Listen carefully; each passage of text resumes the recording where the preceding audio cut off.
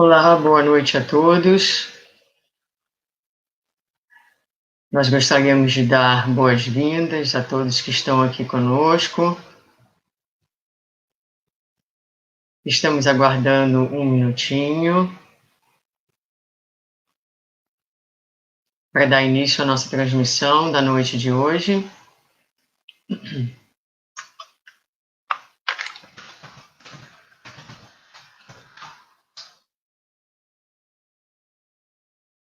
Nós estamos com um pouquinho de dificuldade na conexão, então nós gostaríamos de dizer a vocês que, se cair a transmissão, que aguardem, que nós estaremos trabalhando aqui para poder reconectar, tá bom?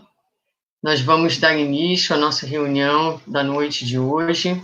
Enquanto as pessoas vão chegando, nós vamos fazer uma leitura. Hoje nós resolvemos fazer a leitura de um dos livros que nós vamos usar como suporte para a nossa conversa sobre a depressão. E o livrinho é o Pílulas de Esperança, psicografia de André Moreira, pelo Espírito Dia da Cruz. O tema, o capítulo, é Gratidão e Confiança.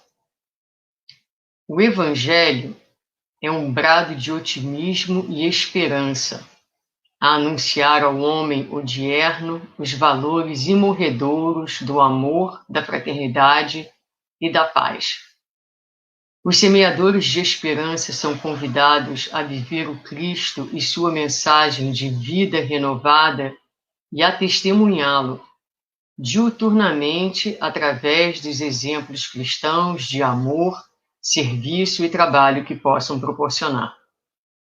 A semeadura deve ser intensa, compromissada e sintonizada com uma mensagem de paz, acolhimento integral e afetividade. Dois sentimentos básicos devem ser trabalhados no coração daqueles que desejam servir na nova era com desinteresse e efetividade: a gratidão e a confiança. Gratidão é a essência da vida e testemunha o reconhecimento do manancial infinito de bênçãos que o homem recebe sem cessar. Gratidão é a postura de compreensão daquilo que é essencial e suficiente e que nutre o ser a partir da força de conexão à abundância da vida. Gratidão é a certeza de que a vida é generosa, farta e eficaz, guiada pela sabedoria infinita de um poder inteligente que a tudo governa com precisão e com conhecimento de causa, no nível individual e coletivo. Gratidão é a postura de abertura ao fluxo de abundância dos recursos divinos, multiplicando-os a serviço do bem e fazendo com que a semente recebida germine e frutifique. Gratidão é a força motriz da alma sintonizada com a vida. Confiança é a entrega, certeza de que a vida, sempre generosa, trará a cada qual o necessário no momento exato, a fim de suprir o caminhante dos elementos de trabalho, aprimoramento e crescimento que necessita. Confiança é a fiança conjunta do coração dos homens e do Pai, uma colcha tecida a 4 mãos, que sustenta a teia infinita de oferta e recebimento, trabalho e realização. Confiança é a certeza de que a bondade soberana do Pai afiança as criaturas no caminho do progresso e a todos nutre na caminhada em direção ao cumprimento dos deveres. Preparar os semeadores de esperança do futuro é nutrir o presente da certeza de que tudo está certo e adequado quando olhamos a vida sob o prisma da imortalidade da alma. Semear esperança a partir da gratidão e da confiança é construir um futuro de realizações abençoadas, de entrega e serviço a uma sociedade carente da compreensão da divina bondade e sua guiança perfeita de tudo e de todos. O Evangelho é mais que um atestado da fé dos homens em Deus, é um atestado soberano da confiança e da fé de Deus nos homens. Cumpre ao homem segui-lo como um código sagrado do bem viver. Essa mensagem nos emociona, a mensagem do livro Pílulas de Esperança, do espírito do mentor Dias da Cruz.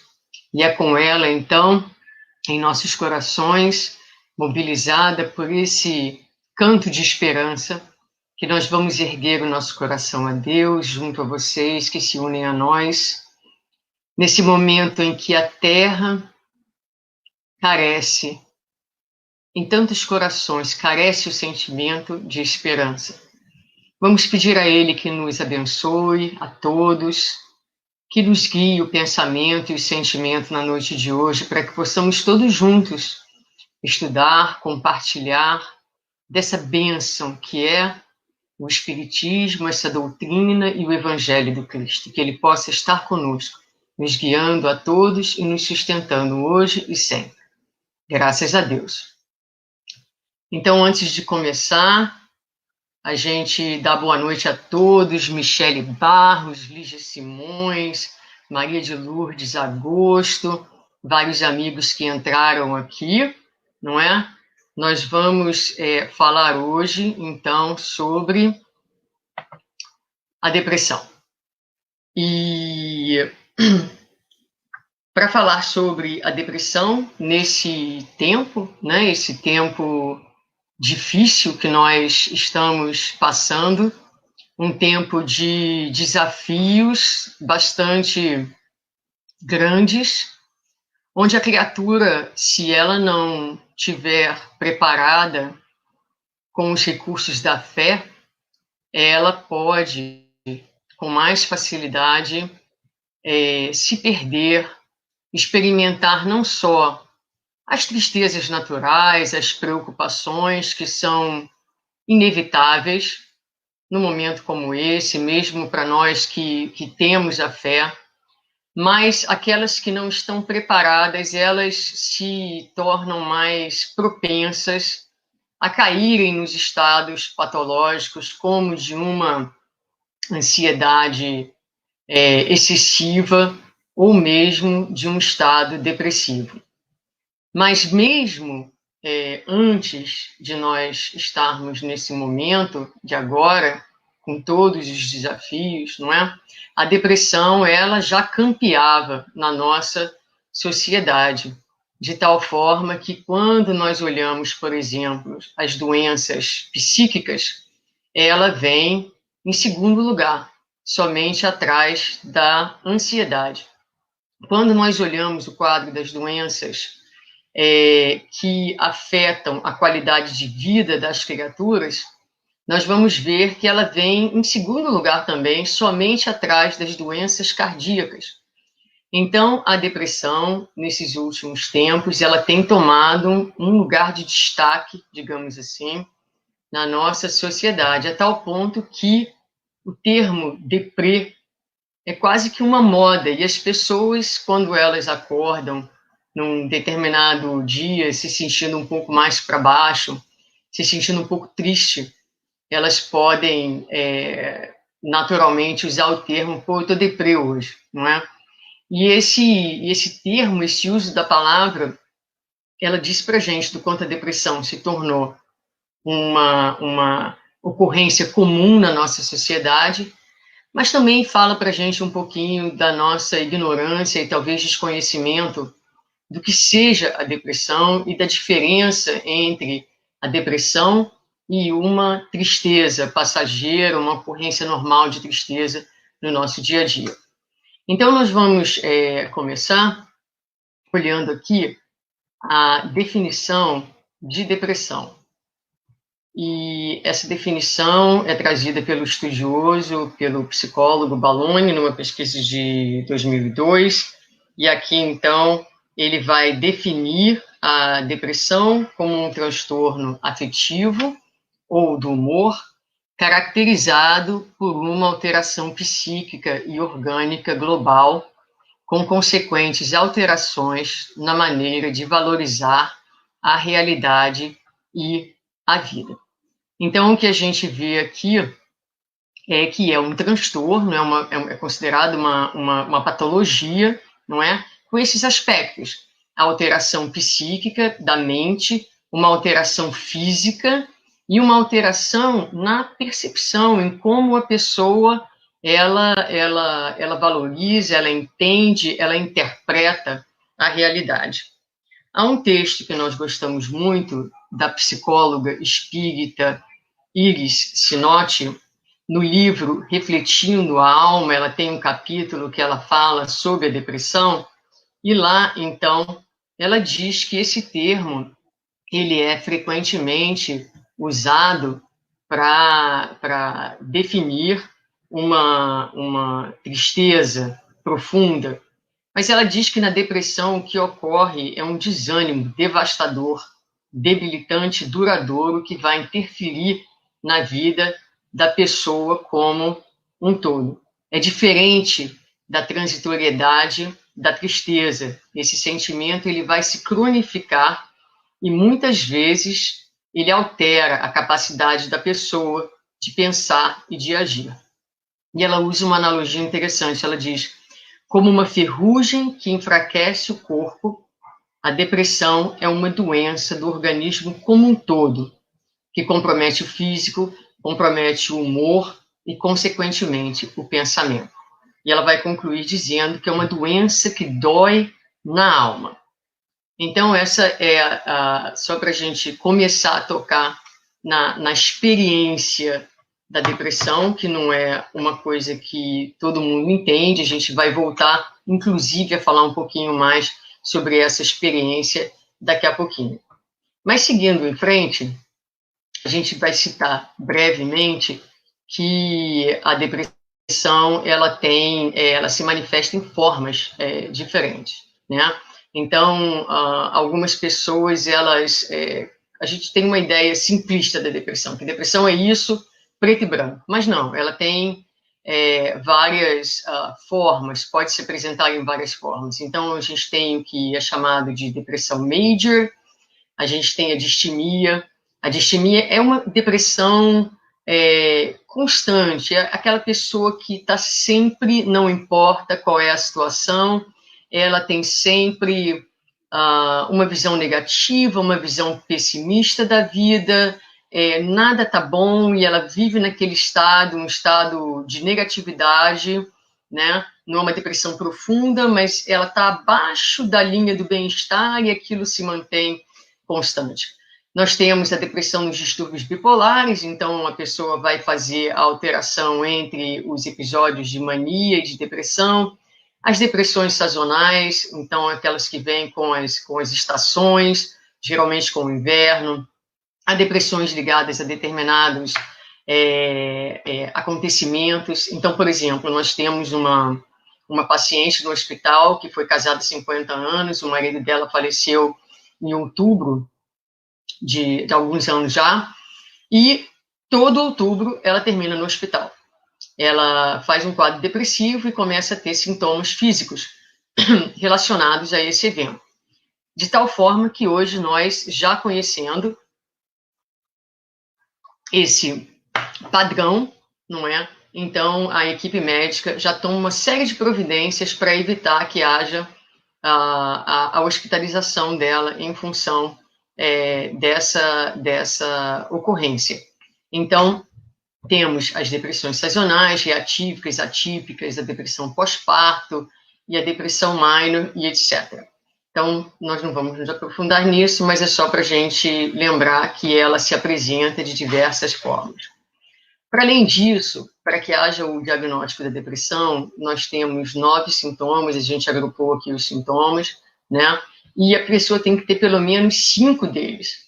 Então, ela tem que ter tristeza, que ela perdura na maior parte do dia, ela tem uma perda de interesse pelas atividades, uma alteração significativa de apetite, de peso, ela pode ganhar peso, pode perder peso, pode dormir muito, ou pode ter falta de sono, estar letárgica ou estar mais agitada, sempre uma fadiga, uma falta de energia, e sentimentos comuns são os sentimentos de inutilidade, de inadequação e sentimento de culpa. Então, a criatura ela tem que ter 5 desses sintomas. Aqui vale a pena a gente ressaltar uma coisa importante. A gente tem uma associação grande de depressão com tristeza, mas nem sempre a tristeza está presente no quadro depressivo. Então, por exemplo, os homens, eles são menos propensos a fazer quadros de tristeza. Eles vão fazer quadros de irritabilidade, por exemplo, de raiva, outros sintomas que não de tristeza, em função, por exemplo, de viver em uma sociedade machista, onde a manifestação de tristeza não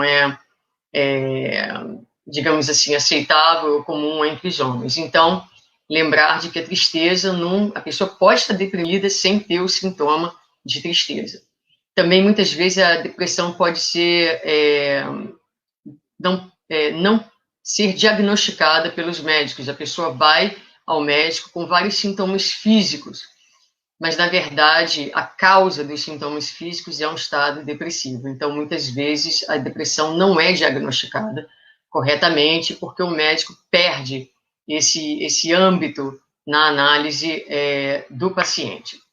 Mas vamos, então, seguir em frente e falar um pouquinho ainda sobre essa experiência subjetiva da depressão, voltando para o texto de Iris Sinotti, no livro Espelho da Alma. Aqui ela vai dizer que a depressão é uma experiência subjetiva dolorosa, quase impossível de ser descrita. Ela traz ao deprimido a sensação de ter perdido alguma coisa, de que lhe foi tirado algo profundamente significativo. E esse sentimento é o mais difícil de ser vivido. Então, a gente colocou aqui em vermelho, né, essa experiência da pessoa que sente que perdeu alguma coisa que era bastante significativa para ela, e ela... desculpa, o que passou? E ela vai continuar dizendo para a gente que, aliado a esse sentimento, não é, esse sentimento de ter perdido alguma coisa, há ainda 2 sentimentos muito importantes da gente pensar na pessoa que passa pela depressão. E esses sentimentos são o sentimento de um desamparo profundo e o sentimento de um desempoderamento. Nem sei se existe essa palavra em português, para falar a verdade, mas é aquela falta de poder. E eu queria que a gente pensasse nessas duas, fixasse essas 2 palavras no nosso pensamento, né? A falta de amparo e a falta de poder diante da situação. Então, seguindo em frente, nós vamos olhar Vamos passar aqui, só um momentinho. Antes de continuar a falar sobre a depressão, nós vamos falar um pouquinho sobre a antecâmara da depressão. E a razão pela qual a gente vai falar sobre a antecâmara da depressão é porque, geralmente, na antecâmara da depressão, nós encontramos determinados sentimentos. Um deles, muito comum de ser encontrado, é a tristeza. E se a tristeza mora na antecâmara da depressão, nos parece que a melhor maneira, talvez uma das formas mais efetivas de se evitar a depressão, seria exatamente lidar com a tristeza. Seria exatamente processar a tristeza de forma adequada, para que ela, então, não tome volume e se torne uma depressão. Então, vamos olhar aqui o que o Espírito Dias da Cruz nos coloca no livro Momentos da Esperança. Ele fala assim para a gente: as emoções são termômetros naturais da ebulição orgânica e psicoespiritual que se processa em a natureza. Representam movimentos que se fazem mais profundos na criatura e sinalizam os sentimentos que abrigamos no coração a partir de nosso posicionamento na vida. Então, aqui, olha que interessante. Ele está falando para a gente, ele está sinalizando para a gente algumas coisas interessantes. Primeiro, essa ideia de emoções como termômetros da ebulição orgânica e psicoespiritual. Então, a emoção, ela te dá a medida, ela mede o que está acontecendo dentro de você, né? Organicamente, espiritualmente, emocionalmente. Representam movimentos que se fazem mais profundos na criatura e sinalizam os sentimentos. Então, aqui ele está fazendo uma diferenciação entre emoção e sentimento. Emoção é de superfície. A emoção ela é mensageira da alma. A emoção ela traz a notícia para a gente, mas ela está sinalizando alguma coisa mais profunda, alguma coisa mais de eixo, que é o sentimento, alguma coisa mais estrutural. Então é importante nós termos essa diferenciação trazida aqui pelo querido Dias da Cruz. E ele e quando nós pensamos, então, nessa distinção, nós voltamos ao texto de Iris Notti e ela vai colocar para a gente: podemos pensar nas emoções como sintomas da alma. Ela diz que a psique ela é autorreguladora e os sintomas são, portanto, expressões de um desejo de cura. Ao invés de nós reprimirmos ou eliminarmos as nossas emoções, é preciso que nós procuremos compreender a ferida que eles representam. Então, entender que as emoções são mensageiras. Então, quando nós temos uma emoção, quando nós estamos tristes, por exemplo, essa emoção veio para nos falar alguma coisa de sentimentos mais profundos. Quando nós estamos com raiva, por exemplo, essa emoção também vem para nos falar de sentimentos mais profundos. Por exemplo, se eu estou com raiva de alguma coisa, eu preciso pensar o que essa raiva ela representa. Qual é a mensagem que ela está me querendo passar? Então é preciso que eu sente com a raiva, né? Puxe uma cadeira, diga para ela se sentar e traga um cafezinho e converse com ela e pergunte a ela: mas essa raiva, ela está aqui por quê? Né? Como é que eu estou me sentindo?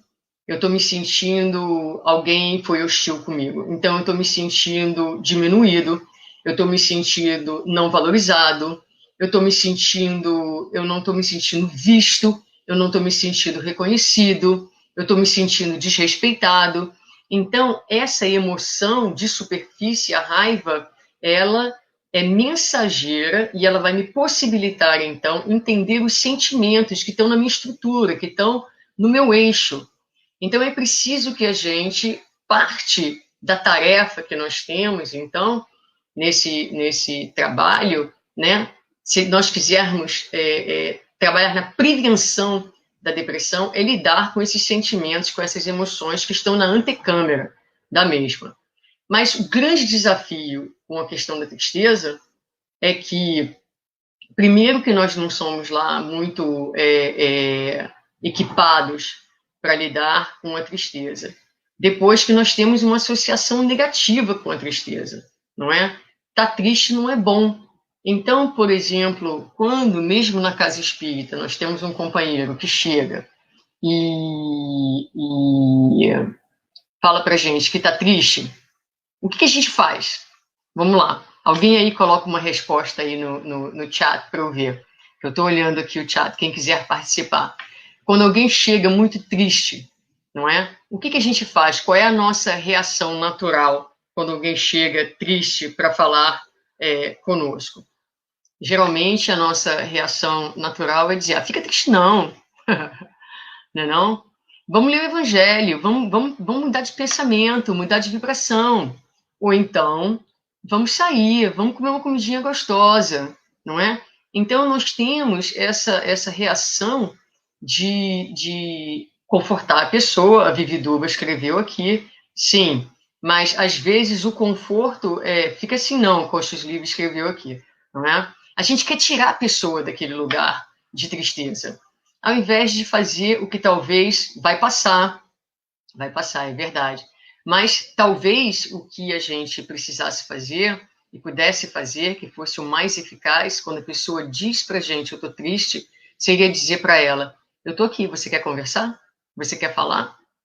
Né? E abrir espaço para escutar a pessoa, para dar chance a ela de processar aquela tristeza. Tudo passa, mas as coisas só passam de verdade quando elas são verdadeiramente processadas, não é? Elas não passam só porque a gente diz que elas vão passar. Então, às vezes a gente até faz isso, a gente até senta com a pessoa, aí a pessoa começa a falar da sua tristeza, e aquilo dá um incômodo tão grande na gente que a gente precisa começar a falar das nossas próprias tristezas, porque é difícil para a gente escutar. E se a gente não tem uma tristeza que a gente possa relacionar aquele evento, vamos pensar em alguma coisa que aconteceu com o nosso vizinho, para contar alguma coisa semelhante. Então, a gente tem essa dificuldade de simplesmente fazer, talvez, o que seja mais efetivo para ajudar no lidar com a tristeza, que é simplesmente escutar a pessoa. Deixar a pessoa falar. Conseguir tolerar a dor. E a dificuldade de escutar a dor do outro fala da nossa própria dificuldade de escutar a nossa própria dor. Há uma outra questão com a tristeza. Não é fashion, não é cool, não é legal hoje em dia estar triste, né? Então, vamos ver aqui, eu acho que o próximo slide, de Joana Diante, diz lá no Atitudes Renovadas, ela vai dizer para a gente assim, há em nossa sociedade hoje uma obrigação de alegria. É intenso o estímulo às conquistas externas, ao ter, ao parecer, que em si mesmas são vazias e não preenchem o ser de objetivos reais. E mais, depois de fruídas continuamente, em geral, levam ao tédio. Então, essa obrigação de alegria. As pessoas têm que estar contentes o tempo todo. Tem gente que tem vergonha de falar que está triste, tem vergonha de falar que está com um problema. É como se aquela tristeza fizesse com que o valor dela diminuísse. Então, a pessoa tem que estar bem o tempo todo. E Joana vai continuar dizendo para a gente, então, vamos passar aqui o slide para vocês. Em consequência, há uma tentativa de escamotear sentimentos, esconder conflitos e dores. Por essa mesma razão, muitos depressivos fazem esforço para conservarem sua rotina de vida, de modo que ninguém perceba sua depressão, mantendo muitas vezes uma postura rígida, de aparente indiferença pelo seu mundo interno, pela sua dificuldade ou ainda pela dificuldade dos outros, né? Então, aqui, ela falando para a gente dessa cultura que nós temos hoje, né? Onde a pessoa ela fica inimbida de mostrar os seus sentimentos e ela começa a se tornar indiferente ao seu próprio mundo interno e também ao mundo interno dos outros. Então, isso cria problemas porque não dá espaço, não permite as pessoas a lidarem com o sentimento natural, que é o sentimento de tristeza. Quando a pessoa não quer ajuda, então não adianta, porque a gente vai ver que todo o tratamento e toda a cura, respondendo ao Carlos Roberto, né?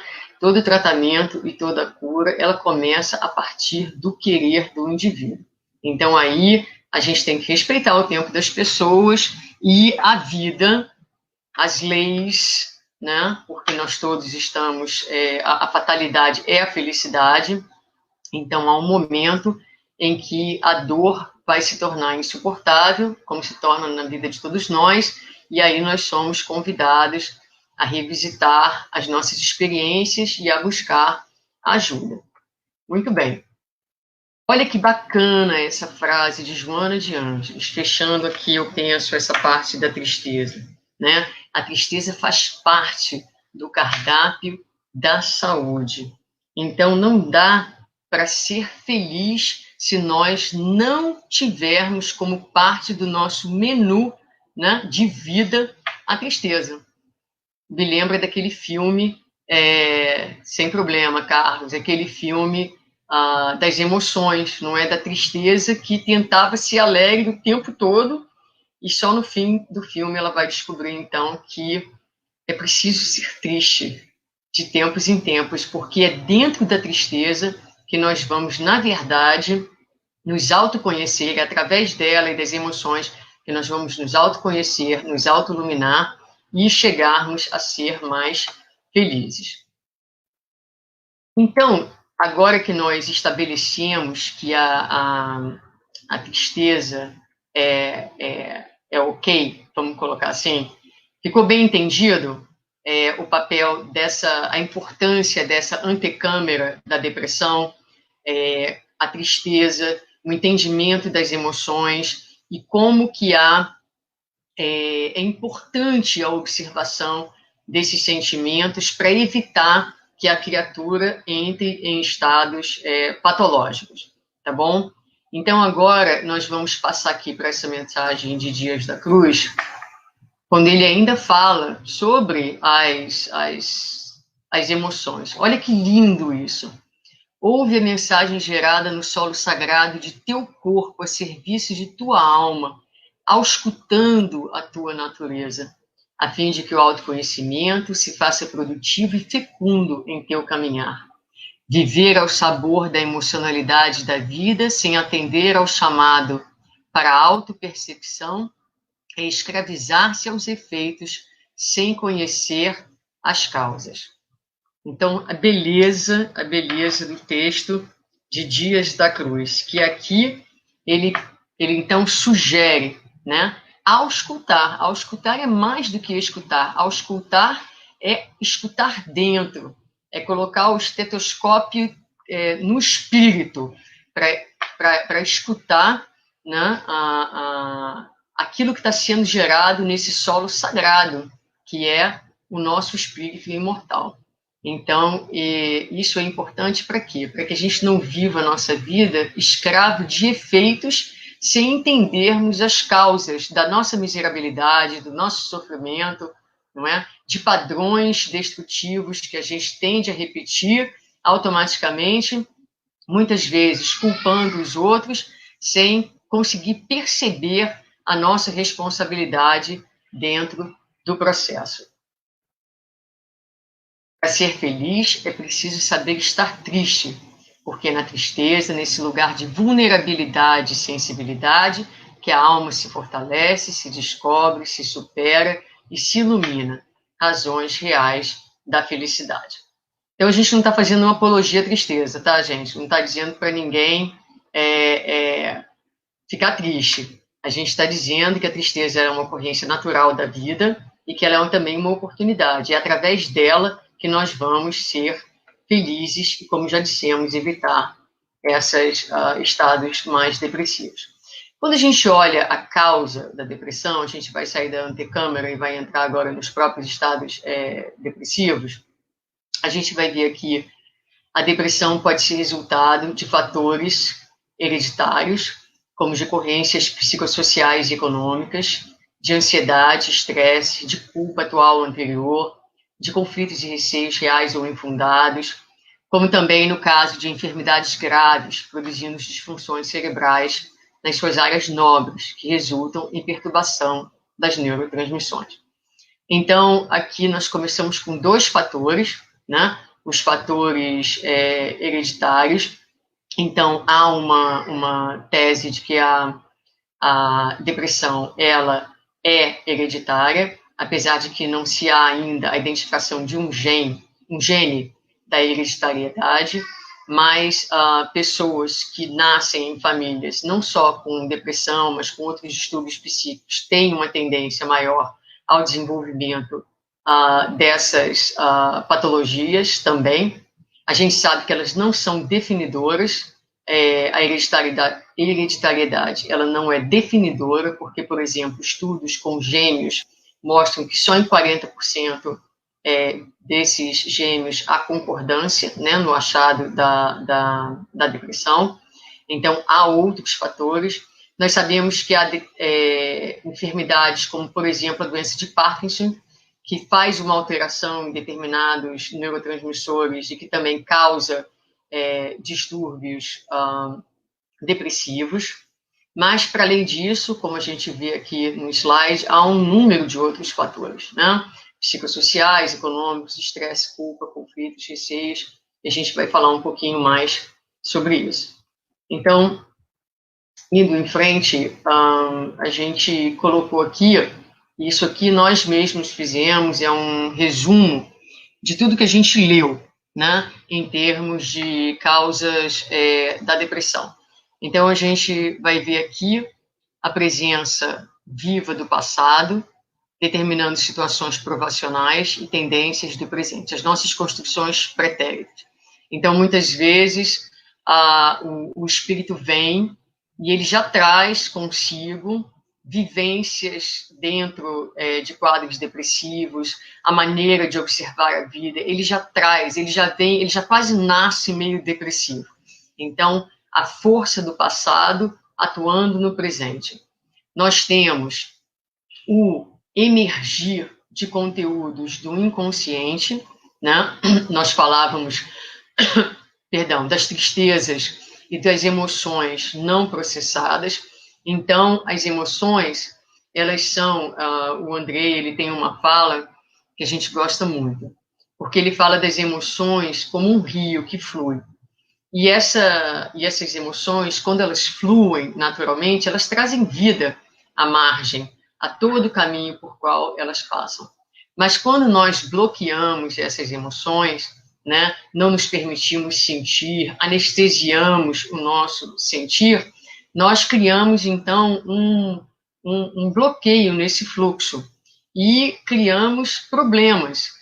Então, de um lado há uma seca, porque a água não flui, e do outro lado há um acúmulo daquele fluido, daquele conteúdo, que eventualmente emerge. E muitas vezes ele vai, então, explodir, digamos assim, num volume enorme, e a pessoa ela se afoga diante daquele volume que foi represado e não foi devidamente trabalhado. Isso me lembra as situações de perda, por exemplo. Só para dar um exemplo, para ficar um pouco mais tangível para a gente, né? As situações de perda. Então, você perde uma pessoa. É uma tristeza natural, que pede um tempo de luto, que pede um processo.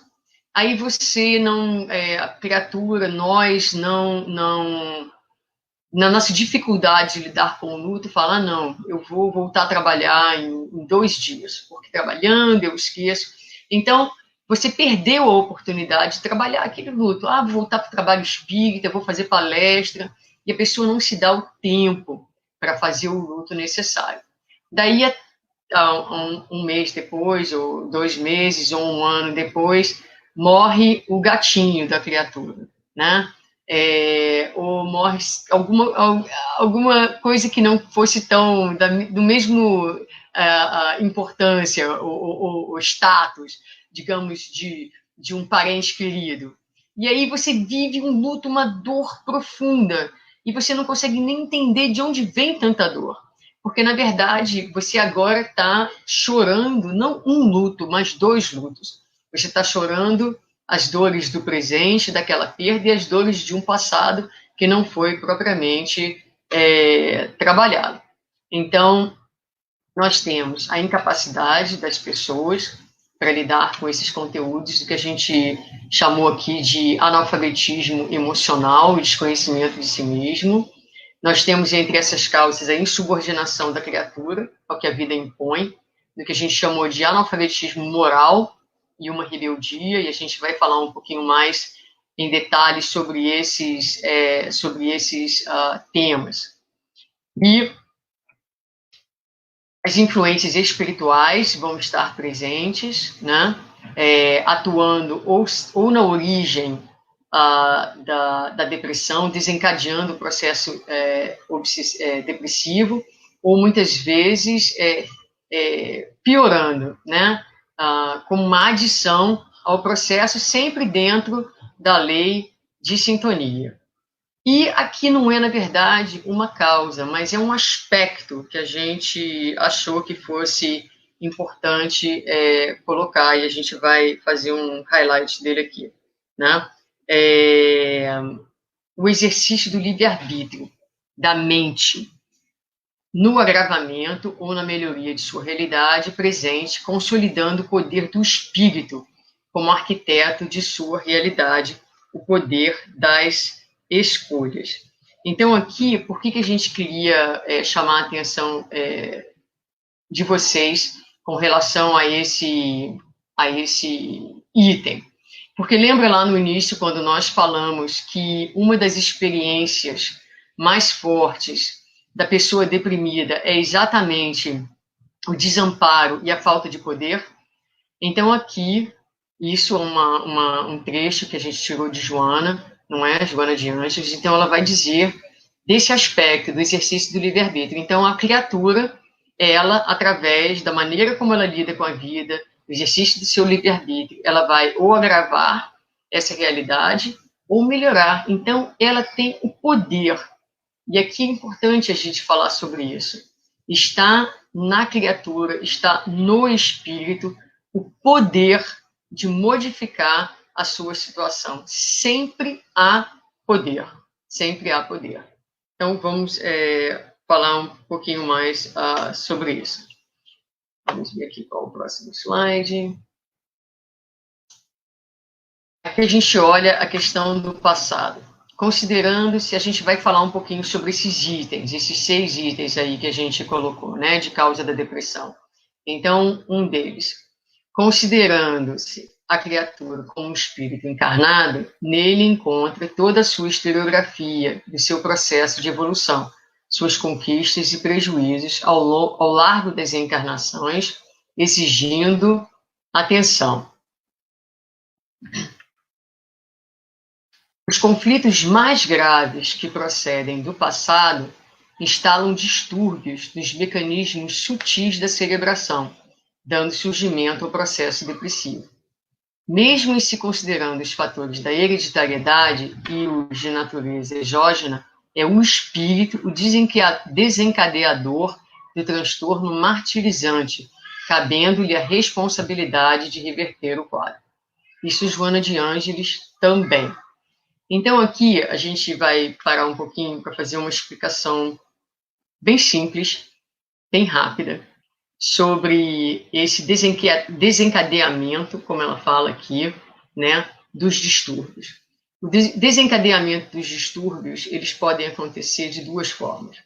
Primeiro, eles podem acontecer no processo reencarnatório, quando o espírito traz, nas suas experiências pretéritas, um nível de desorganização mental, muitas vezes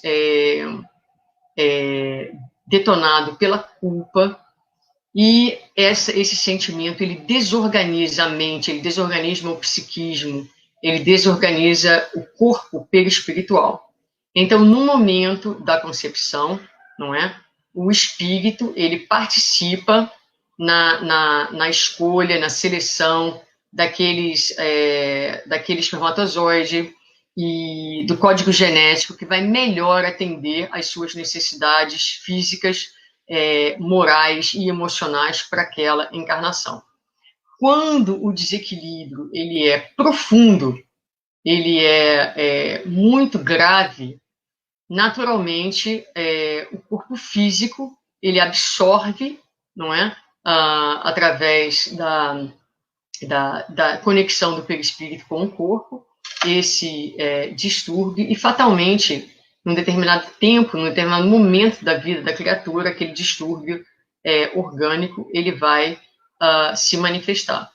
Mas, para além disso, nós também sabemos de um fator importante, que nem tudo que está nos nossos genes se manifesta. Então, André Luiz já falava sobre isso em Evolução em Dois Mundos, e hoje a ciência corrobora através dos estudos da epigenética. Mas nós sabemos, por exemplo, que somente 5% dos nossos genes são ativados de forma constante. Os genes, eles são ativados como um interruptor de luz que a gente acende e que a gente desliga. Então, aqui vale o poder da mente, o poder do pensamento atuando no corpo físico, na determinação de determinados distúrbios.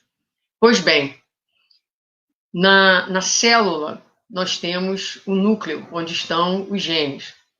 Desse núcleo dos genes partem determinadas ordens que vão para o citoplasma, e o citoplasma é como se fosse ali a área da usina, onde as coisas são feitas, as proteínas, as moléculas são formadas de acordo com a ordem que vem dos genes. Acreditava-se que era assim que a coisa acontecia. Hoje em dia, a gente sabe que há entre as moléculas na circulação, no que é chamado espaço intersticial, determinadas moléculas que circulam e que o espírito, a mente, com o seu poder, com o pensamento, ela influencia essas moléculas. E essas moléculas, elas então vão se conectar com a parede das células através de canais, que são geralmente proteínas, então elas estão ali passando e elas recebem um comando do espírito para se conectar com as células. Elas se conectam. E ali, nessa conexão, elas vão dizer para o gene, liga ou desliga.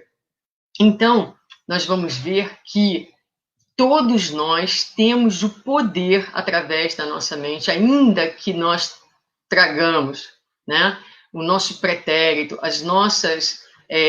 os nossos desequilíbrios. Se estiver na nossa programação a manifestação desse estado, dessa desordem orgânica por volta de 30 ou 40 anos, nós temos 30 ou 40 anos de trabalho no bem, de trabalho no amor, de exercício, de evangelização da alma, para que a nossa mente, atuando no nosso corpo físico, ela possa, por exemplo, ter o poder desse distúrbio, qualquer patologia vir a se manifestar, não da forma necessariamente estabelecida no momento da reencarnação. Então, o espírito tem o poder de diminuir, digamos assim, a manifestação de determinadas patologias através do poder da sua mente, através do poder do seu pensamento. Então, o espírito é sempre aquele que é responsável por puxar o gatilho, por dar início ao processo. Não importa o ângulo em que a gente esteja analisando a situação. O espírito é o espírito, como diz aqui no slide, o desencadeador do transtorno martirizante. E cabe a ele, então, reverter esse quadro. Muito bem. Então, a gente viu aqui a influência da mente, não é? O exercício do livre-arbítrio. E quando a gente fala em mente, a gente está falando também em processo de sintonia, a gente está também falando nas causas da obsessão, a presença da obsessão nos processos depressivos. Então, aqui, Joana de Ângeles vai dizer, concomitantemente, deve-se levar em conta interferência de espíritos vingadores ou viciosos que se encontram na economia moral de muitas vidas em razão dos compromissos que vigem entre todos os seres, especialmente aqueles que foram vítimas de abusos e de crimes não justiçados, caso os houvesse justificáveis. E aí, nós temos uma frase que a gente também gosta muito, para a gente sempre lembrar, nos processos obsessivos. O obsessor não é invasor, o obsessor é sempre um convidado. Então, a gente não vai se aprofundar no estudo de depressão, com a obsessão, nessa combinação, digamos assim, mas vamos deixar essa frase para vocês, né? O obsessor não é invasor, é convidado. O obsessor não quebrou as correntes, a fechadura da tua casa mental e invadiu. Na verdade, ele estava passando e você abriu a porta e convidou ele para entrar. Então, o trabalho de obsessão também está no teu poder de desfazer, digamos assim, essa sintonia. Porque da mesma forma que a gente convida para entrar, a gente pode também convidar para sair através do nosso esforço e da nossa mudança de sintonia. Na raiz psicológica, então, a gente viu né, aí a presença do passado, falamos um pouquinho do passado, falamos do poder do presente, falamos da hereditariedade, falamos dos processos obsessivos, e agora vamos ver aqui a parte psicológica. Na raiz psicológica do transtorno depressivo, há a insatisfação do ser em relação a si mesmo, que não foi solucionada. Predomina no self um conflito resultante da frustração de desejos não realizados, nos quais impulsos agressivos se rebelaram, ferindo as estruturas do ego, que emerge em surda revolta, silenciando os anseios e ignorando a realidade. Isso é Joana de Ângelis. Então, aqui ela fala para a gente, resumindo, frustração de desejos não realizados. A vida não está me dando o que eu quero, a vida não está da forma que eu gostaria. E o ego que vai, então, emergir em revolta e vai dizer, essa realidade eu não quero, essa realidade não me serve. E ela vai continuar. Os seus anelos e prazeres, disso resultantes, porque não atendidos, convertem-se em melancolia, que se expressa em forma de desinteresse pela vida e pelos seus valiosos contributos, experienciando gozos masoquistas a que se permite em fuga espetacular do mundo, que considera hostil por não lhe haver atendido às exigências. Olha, gente, sinceramente, eu jamais falaria assim com nenhuma pessoa. É uma fala dura, essa fala de Joana de Ângelis, mas é a visão espiritual, emocional e espiritual, né? Então, aqui a gente vê os nossos desejos não atendidos. E quando a gente não tem a vida da maneira que a gente quer, então, muitas vezes, é mais fácil para o espírito se retirar. Se não for para jogar do jeito que eu quero, se não for com as regras que eu estabeleci, eu não jogo. Então, a pessoa se volta para dentro de si mesmo naquilo que ela chama uma fuga espetacular, por achar que o mundo lá fora está hostil e pela vida não ter atendido às suas exigências. Em O Evangelho segundo o Espiritismo, nós vamos ver lá no capítulo 5º, né, no item 12, nós vamos aprender que os obstáculos que nós vivemos hoje são um mal criado por nós mesmos. E a insubmissão à vontade de Deus é ainda mais uma falta que o espírito comete, impondo a si mesmo novas necessidades de aprendizado. A insubmissão faz com que o espírito perca o fruto que deveria estar recolhendo diante daquele sofrimento, se ele o aceitasse como remédio salutar para a sua alma adoentada. Então, aqui nós estamos vendo o quê? A importância de nós aceitarmos, né, da resignação ativa, da aceitação da vida, entendendo o sentido da vida, o propósito da vida, entendendo que as lutas, que as dificuldades, elas têm sempre, sempre o propósito primeiro, primordial das dificuldades na nossa vida é a nossa própria autopromoção, é o nosso melhoramento, porque sem obstáculo, sem dificuldade, a gente não cresceria. O crescimento só se faz na medida em que nós somos desafiados a sairmos da nossa zona de conforto e a crescermos intelectualmente e a crescermos moralmente também. Muito bem, então finalizando, a gente tem aí 5 minutinhos, vamos fazer um resumo nesse finalzinho, né? Não vai dar para ler tudo, mas primeira coisa, já que é um distúrbio orgânico, né, é olhar a questão da medicação. E ainda é Dias da Cruz, no livro Pílulas da Esperança, com uma mensagem belíssima, falando sobre o papel da medicação. Ele fala dos recursos infindáveis que a natureza oferece, que são transformados em fórmulas socorristas para amenizar o sofrimento e auxiliar o reequilíbrio. E mais adiante ele vai dizer: as medicações são socorro de misericórdia que podem muito em seus efeitos.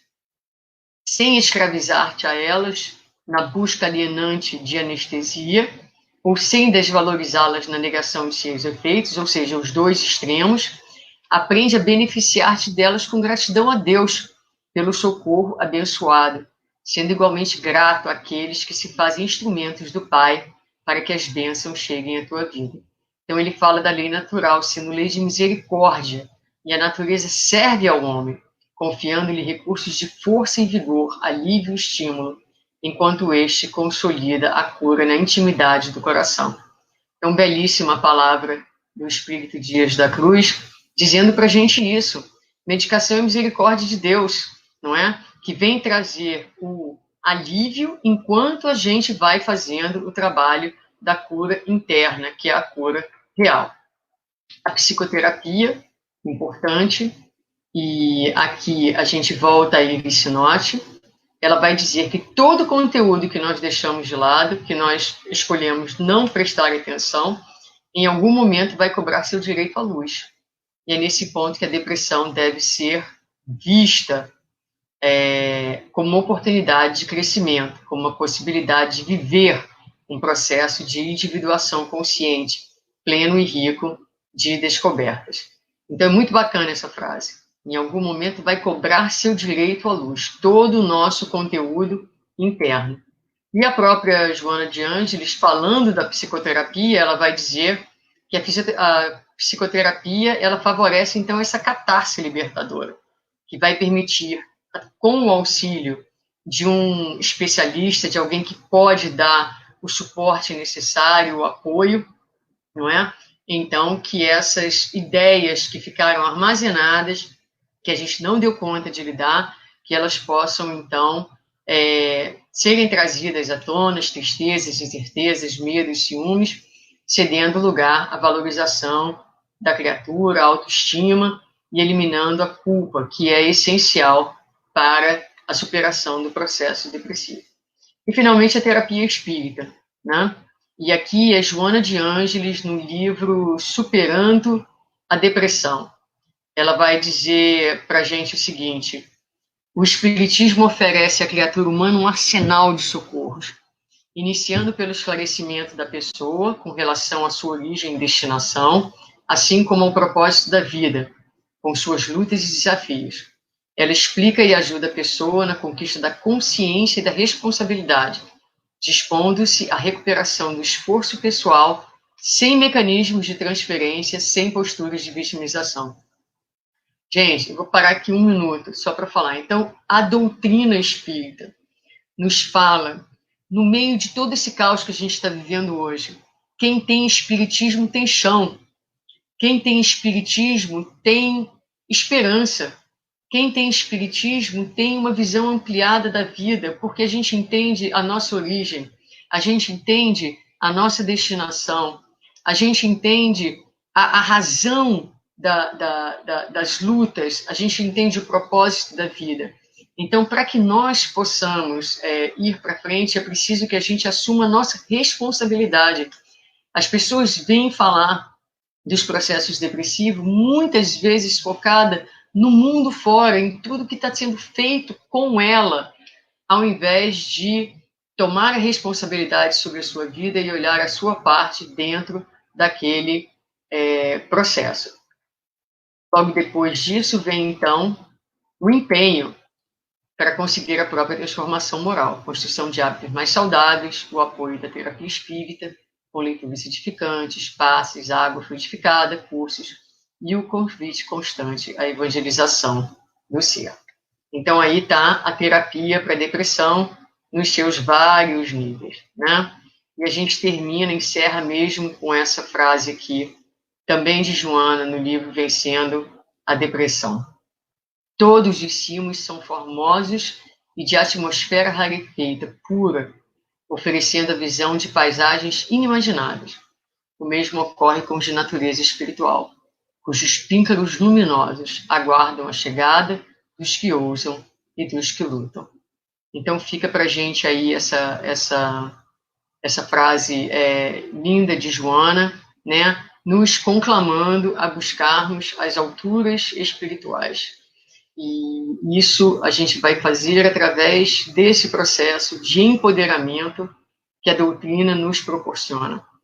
Nós sempre temos o poder está em nós de refazermos, de reconstruirmos, de reestruturarmos e de estabelecermos para nós uma nova maneira de viver, uma nova maneira de perceber a vida, trazendo a doutrina para a superfície do nosso corpo, né? De dentro para fora, e deixando que ela se expresse no nosso dia a dia, como esse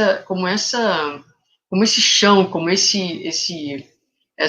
segurança, que não importa as dificuldades que a gente está passando, a gente está sempre sustentado pela fé raciocinada, pela fé que o Evangelho de Jesus nos proporciona. Então, muita paz a todos.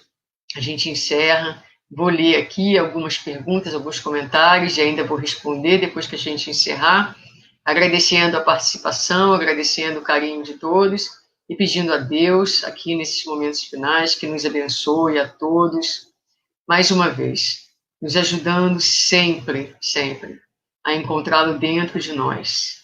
Ele está sempre conosco, mas é preciso que nós estejamos também com Ele, ligados à fonte da vida, ligados ao amor, ligados ao único poder real, que é o poder do Pai.